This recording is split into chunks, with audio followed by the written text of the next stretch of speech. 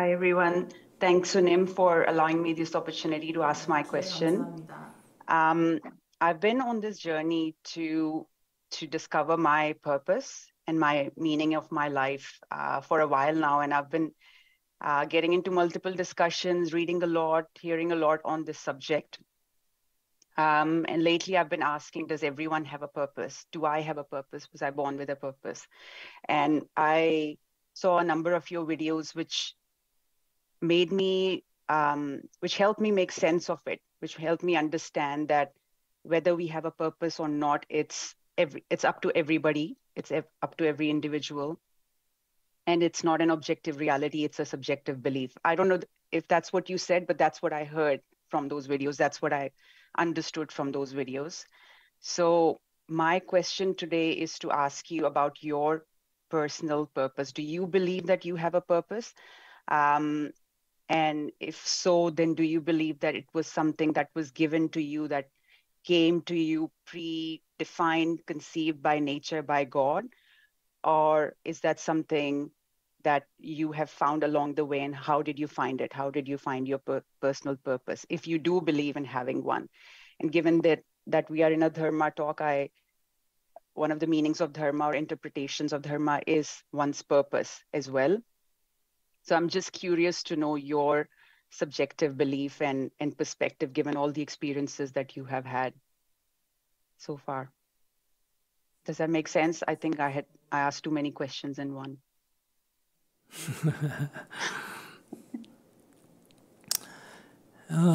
산에 있는 노루나 사슴이 태어났었고 그냥 살아가고 있을까요? 어떤 목표의식을 갖고 어떤 목적을 갖고 태어났고 목적을 갖고 살아갈 것 같습니까? Do you think the deers in the forest or in the mountains, do you think they're born with a purpose, or do they just live as they're born? I don't know. I don't know. I haven't lived the life of that creature, so I don't know what it's like. I don't know whether they have a purpose or not. I can't communicate with them, so I don't know if I ask them, what would they say?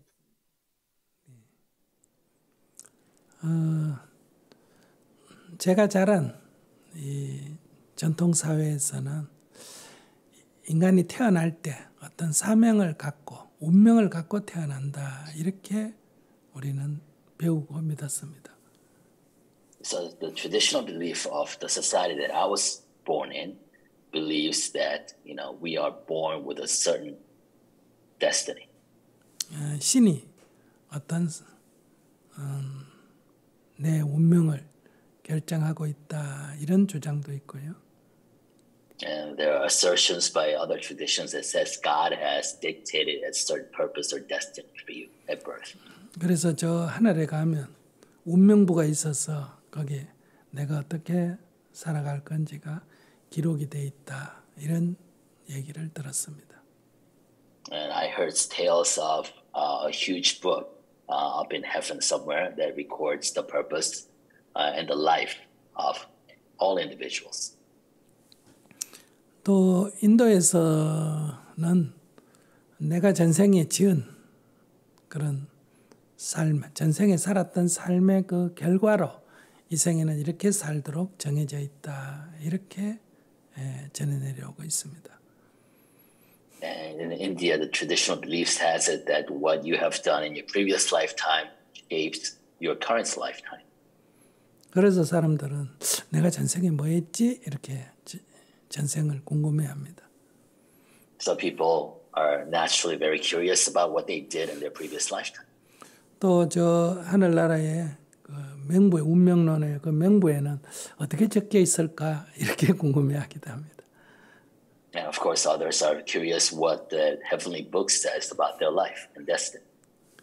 또 우리의 전통사회에서는 태어나는 연, 월, 일, 시, 이 네 가지에 의해서 운명이 정해진다는 그런 이론도 있습니다. And another traditional belief that we encounter in Korea is that the date, hour, minute, time, the birth of your birth dictates your destiny. 그래서 이 네 가지 연월 일시 몇 년도 몇 월 며칠 몇 시 이 네 가지에서 운명이 정해져 있다 해서 그걸 뽑아가지고 이렇게 전문가에게 물으면 너는 운명이 어떻다. 누구와 어떻게 결혼해야 된다. 이런 여러 가지 이론이 있습니다. So depending on the year and the date and the time you were born, you go ask a fortune teller, an expert, and he or she will kind of guide you on what kind of life you should have and you should even marry. 그래서 이 사주를 보는 곳이 아주 한국에는 많고요. 또 많은 사람들이 살다가 인생이 고달프면 그 사주를 어떻게 돼 있는지 사주를 보는 그런 일이 많습니다. So therefore, there's a lot of places that actually tells fortune in this fashion, and people, when they encounter frustration and difficulties in their life, go to these fortune tellers to get guidance. 네. 이러한 것은 공통점이 바로 운명은 정해져 있다는 것입니다. The common thread that runs through all these different traditional beliefs is that destiny is predetermined. 저는 어릴 때부터 이런 전통 문화에서 자랐기 때문에 점쟁이가 무당이 와서 점을 친다, 구슬한다 할 때 그 사람들이 그걸 어떻게 맞출까 이런 것이 매우 궁금해서 물어보기도 하고 또 연구도 해봤습니다. Because I lived growing up with these traditional beliefs, I was very curious as a child. Whenever I encounter a fortune teller or other similar, then how would they know? 그러나 그것이 만약에 운명이 정해져 있다면 이 세상에 사는 많은 사람들의 삶은 너무나 불공평하고 불평등합니다. But if it's true that your fate is predetermined, then a lot of people's lives around the world we witness here today are very unfair. 옛날에 로카스트로 태어나거나 하인으로 태어나거나 여자로 태어나면 많은 차별을 받았습니다. 근데 이것을 이 전통에서는 전생에 죄를 많이 지어서 여자로 태어났다, 종으로 태어났다, 전생에 나쁜 짓을 많이 해서 이렇게 태어났다고 가르칩니다.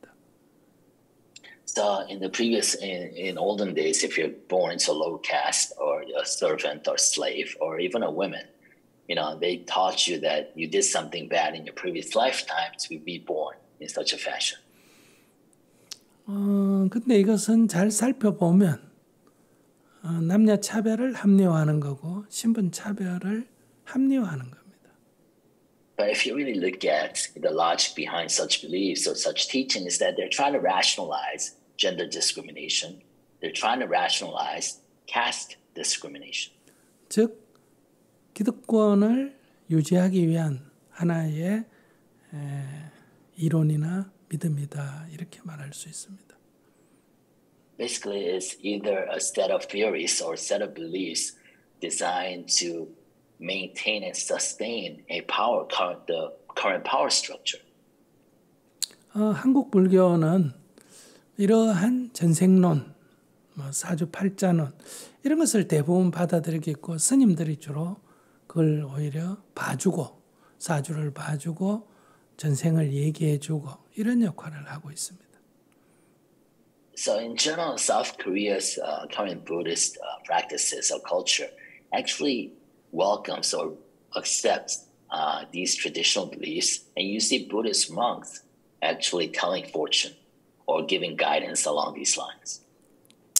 저는 이거에 대해서 현실에 맞지 않다 해서 많은 의문을 가지고 왜 부처님이 이런 가르침을 줬을까? 그러면 부처님의 가르침이 올바르지 않다 이런 생각까지 했습니다.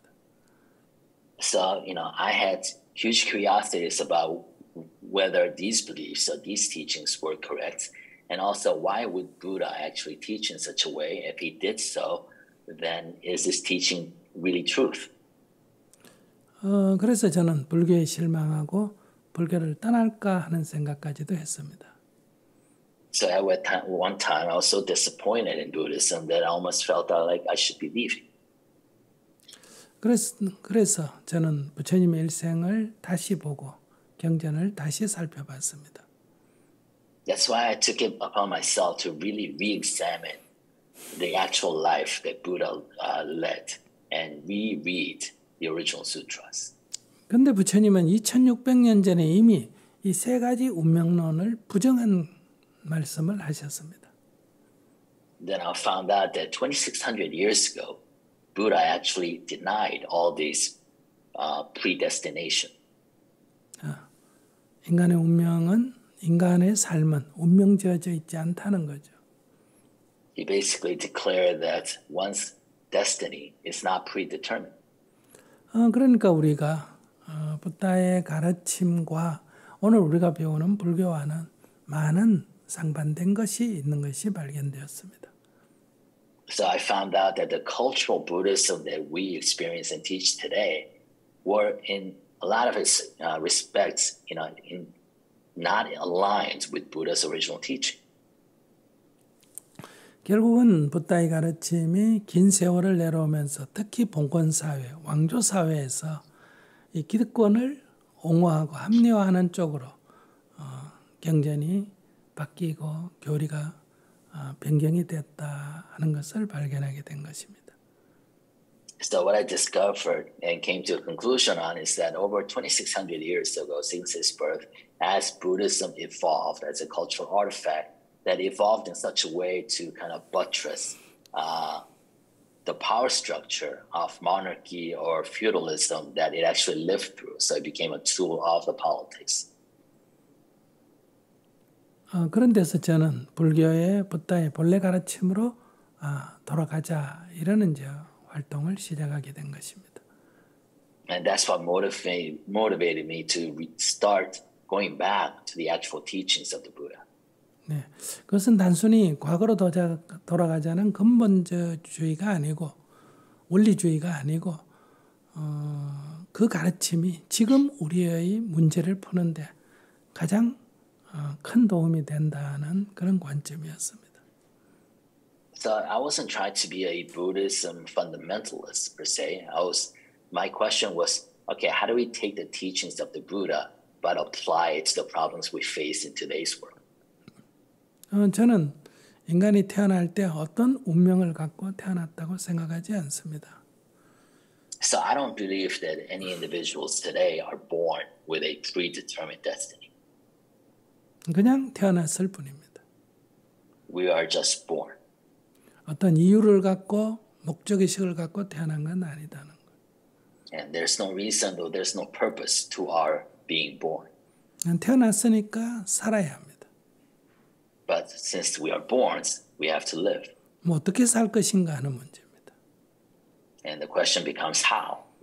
왜 사느냐가 아니라 어떻게 살 것이냐 하는 문제. So it's not a why should I live, it's how should I live. 네. 저는 괴롭지 않게 살아야 된다고 생각합니다. And the answer is we should live without suffering. 뭐 나는 괴롭게 살고 싶다 하면 괴롭게 살아도 됩니다. Of course, if you choose to live and suffer, then you can do so. 그러나 대부분의 사람들은 괴롭지 않게 살고 싶어 합니다. But most people want to live a life free from suffering. 그런데 결과는 계속 괴롭게 살아갑니다. But unfortunately, the consequences is that we all live life of suffering. 왜 괴롭게 살아갈까 하는 문제. And then question becomes, why do we continue living a life filled with suffering? 그것은 알지 못하기 때문이다. That's because we do not know. 쥐가 쥐약을 먹듯이 물고기가 낚싯밥을 물듯이 자기는 잘한다고 했지만은 그것이 쥐약이 든 줄을 모르고 낚싯밥인 줄 모르고 결국은 좋게 가려고 간 것이 결과적으로 나쁜 결과를 빚게 됐다는 거죠. Just like a rat eats a rat poison, thinking it's a tasty morsel of food, or fish bites into a hook, thinking it's a tasty worm, we engage in activities without knowing that actually causes us suffering. 그렇기 때문에 쥐약이 든 줄을 알고 낚싯밥인 줄 안다면 우리는 자신이 원하는 것과 반대되는 그런 삶에서 벗어날 수가 있다는 거예요. So if we recognize rat poison as rat poison or recognize a bait as hook, then we can actually live a life that we want to. 이것을 우리가 자신의 무지, 어리석음을 깨우친다, 깨닫는다 이렇게 표현하는 겁니다. So we use the expression waking up from our own ignorance. 어리석음을 깨우치고 밝은 지혜를 갖게 된다면 내가 괴로움 없이 살고 싶으면 괴로움 없이 살 수 있다는 겁니다. So if we wake up from our own ignorance and attain a bright wisdom, then we can live a life without suffering that we want. 붓다 가르침의 목표는 괴로움 없이 삶을 사는 겁니다. So the objective of Buddha's teaching is to live a life without suffering. 이것을 괴로움이 사라진, 괴로움이 소멸된 이라는 발리어의 니빠나의 뜻입니다. And that's the definition of the Nibbana from the Pali language, a state where suffering has disappeared. 그런데 그 안에서 무엇을 할 것인가 하는 것은 자기의 선택입니다. But what you do inside that framework is your choice. 저는 제가 이 길을 선택하게 된 데는 많은 영향이 있었습니다. And there are a lot of influences and factors that led to me choosing my current life.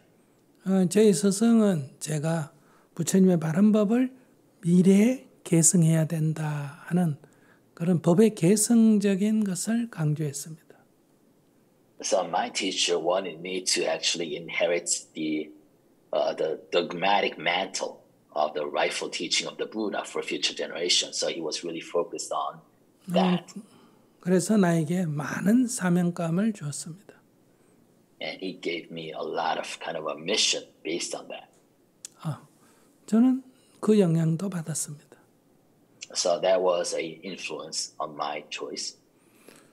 또 한국에서 태어나서 한국의 일제 식민지 지배도 받고 전쟁도 하고 지금도 갈등을 겪고 있기 때문에 이런 한국 사회가 더 이상 남의 지배를 받지 않고 그리고 전쟁을 다시 하지 않고 평화롭게 통일된 나라를 이뤘으면 좋겠다. 한국 사람으로서 그런 소망을 가지고 있습니다. Then, of course, being born in Korea, who had just experienced a devastating war and was previously also colonized, so it was natural that I also wanted to desire to live in a peninsula in a land, that would not suffer, that would be peaceful, that would not suffer further violence. 그래서 저는 평화 운동을 하는 것입니다. That's why I engage in peace action. 또 기후위기를 보면서 우리가 소비를 전략해야 된다. 이런 의미에서 쓰레기 제로 운동, 이런 환경 운동을 하고 있습니다. And I also engage in environmental movements and actions, looking at the climate crisis, looking that we have to really change our cultural consumption. That's kind of driving my actions in those areas. 저는 어릴 때 식량 부족으로 굉장히 배고픔을 겪고 자랐습니다. 그렇기 때문에 적어도 이 세상에 태어난 사람이라면 체제나 이념, 종교에 관계없이 배고픔은 면해야 된다. 병들면 치료받아야 된다. 적어도 초등학교는 다녀야 된다. 이런 생각을 하게 됐습니다. Since I experienced starvation and famine when I was little, growing up in South Korea, that was poor at that point. That led me to think that growing up, that no matter where you're born or what regime and politics you live under, if you're hungry, you should be fed. And if you're sick, you should be treated. And you should at least get an elementary level of education. 저는 성경을 보면서 예수님이 천국 가는 문을 6가지로 말한 것에 대해서 매우 동의를 했습니다. So reading the Bibles, when Jesus said there are 6 ways to get to heaven, I had to fully agree with his teachings. 첫째, 목마른 자에게 물을 줬느냐? It said, did you share your water with the thirsty? 배고픈 자에게 먹을 걸 줬느냐? Did you feed the hungry? 헐벗은 자에게 옷을 줬느냐? Did you share your clothing to the naked? 이 병든 자에게 약을 줬느냐? Did you give medicine to the sick? 나그네 된 자를 영접했느냐? Did you welcome a stranger, a vagrant into your house? 감옥에 갇힌 자를 면회했느냐? Did you go comfort those in prison? 이 6가지는 인간 삶에서 가장 생존에 대한 기본적인 고통이라고 볼 수 있습니다. I think these are the basic kind of foundational suffering that threatens a person's survival. 그것을 우리가 그런 행위를 도왔다면 종교가 달라도 천국에 갈 것이고 그렇게 행하지 않다면 기독교를 믿어도 천국에 가지 못한다는 얘기예요. So I think that teaches us that no matter what your religion is, what your beliefs are, if you engage in these humane actions, then you'll go to heaven. And even though you might be Christian, but if you did not engage in these actions, then you would not. 그것은 비록 예수님이 하신 말씀이라도 그것은 이치에 맞고 합리적이고 저는 부처님의 가르침과 일치한다 이렇게 생각합니다. So even though this was said by Jesus, taught by Jesus, I think it's in line with what Buddha would have taught as well. 아까도 말씀드렸다시피 불교라는 이름을 갖고 있으면서 붓다의 가르침과 관계없는 가르침을 현실에서 하듯이 기독교인도 예수를 얘기하면서 예수의 가르침과는 관계없는 종교 활동을 하고 있지 않나 이렇게 생각합니다. I think Buddhism as an institution, as I said previously, are engaged in actions and teachings that has nothing to do with Buddha's teachings. So I think Christianity as an institution, is doing something similar in engaging and teaching and propagating teachings that has nothing to do with Jesus, what Jesus actually taught. 그래서 저는 이런 절대빈곤 퇴치, 생존권을 위협하는 것을 지원하는 것은 정치나 종교, 이념 이런 거에 관계없이 가장 열악한 곳에 가장 우선적으로 지원해야 된다. 그렇기 때문에 곳곳에 구호 활동을 하는 것입니다. So the reason I'm engaged in humanitarian work throughout the world is that because it's based on my belief that it doesn't matter what your belief is, what the political system is, what tradition you live under, if you are suffering and your very survival is being threatened, we should do everything we can to defeat absolute poverty. 그래서 제가 하는 일은 첫째, 괴로운 사람을 괴로움 없도록 이끄는 이러한 담마 토크와 그리고 평화운동, 환경운동, 그리고 고활동 이런 것들을 남이 보면 어떤 사명을 갖고 하는 것 같지만은 저는 이것이 내 삶에 그렇게 사는 게 내 삶에 만족을 가져오고 자존을 가져오기 때문에 저는 그것을 선택했고 그렇게 살아가고 있습니다. So, the things I just explained, what I engage in terms of Dharma talk and trying to, teach people to live without suffering, the humanitarian works I'm doing, the different kind of environmental work, the peace movement I'm engaged in. When people look at what I do, they think I'm doing it out of a sense of some kind of destiny or purpose. But I'm actually doing it because it satisfies me. It pleases me to be engaged in these actions. 그러나 저는 이렇게 살지 않는 사람을 잘못됐다든지 나쁘다든지 말하지 않습니다. And at the same time, I don't criticize anybody else who does not live the way I do. 그들의 삶은 또 그들이 선택해서 살아가는 거니까요. Because they're living based on their choices. 그러나 저는 제 경험에 기초하고 그리고 부처님의 가르침에 근거해서 볼 때 이런 방향으로 살아가는 것이 그래도 가장 괴로움이 없고 시간이 지나도 후회가 적은 그런 삶이 아닌가 생각합니다. But based on what I know about Buddha's teaching and based on my own experiences, I believe the way I choose to live my life is the most sustainable, at least to me, and the one that leads to the least amount of suffering and regret. 그래서 저는 주위에 이렇게 사는 것이 좋다 이렇게 적극적으로 말하고 있습니다. So that's why I tell people that this way of living is good. 그러나 이렇게 살아야 된다 이렇게 말하지는 않습니다. But at the same time, I don't tell them that you should live this way. 저는 채식을 하면 좋다 이렇게 말하지 육식하면 안 된다 이렇게 말하지는 않습니다.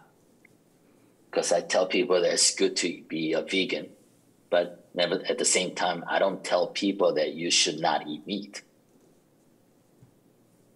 예, 얘기가 좀 길었는데 더 물을 거 있으면 물었어요. Sorry for the lengthy response. Please go ahead if you have any follow-up questions. Thank you so much for sharing all that background with us, Sunim. I really appreciate it. Just to summarize for me in one word, if I had to ask you, do you have a purpose or not? Is your answer no, I don't have a purpose? 저는 이렇게 살아간다고 얘기하지 않습니까? I told you that I live this way. 그러나 이게 이루어지지 않아도 상관없습니다. But it doesn't really matter if all my objectives doesn't come true. 다만 그렇게 살아갈 뿐이에요. Because all I'm doing is just choosing to live this way.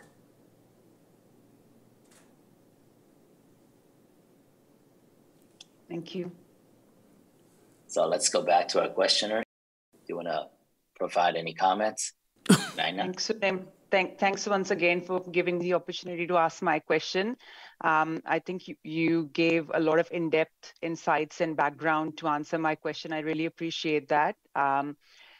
Honestly speaking, I'm still a little bit lost and confused, and I'll be going back to the recording and listening to your response a couple of times before the penny might drop. So yeah, I'm leaving with some question marks still. I'm still confused why you didn't answer my question with a yes or no to say, yes, I have a purpose, or no, I don't believe in having one. You gave a lot of context, but you didn't really give me a straight answer. And I need to understand and go to the depth of it to realize why. So yeah, the questioning continues for me, for now at least. Thank you. 이 세계 많은 사람들은 종교적인 어떤 이념적인 것으로 사명을 받고 태어났고 운명적으로 자기는 일을 해야 된다. 이런 사람도 있습니다. 그 사람들에게는 운명이 있는 거예요. 그렇기 때문에 그걸 아니다 하고 단정적으로 말해서는 안 됩니다. So there are a lot of people in this world based on ideology or religious beliefs who believe they're born with a certain purpose, who believe they have a predestination to do something. So that's why it's important for us not to deny their beliefs,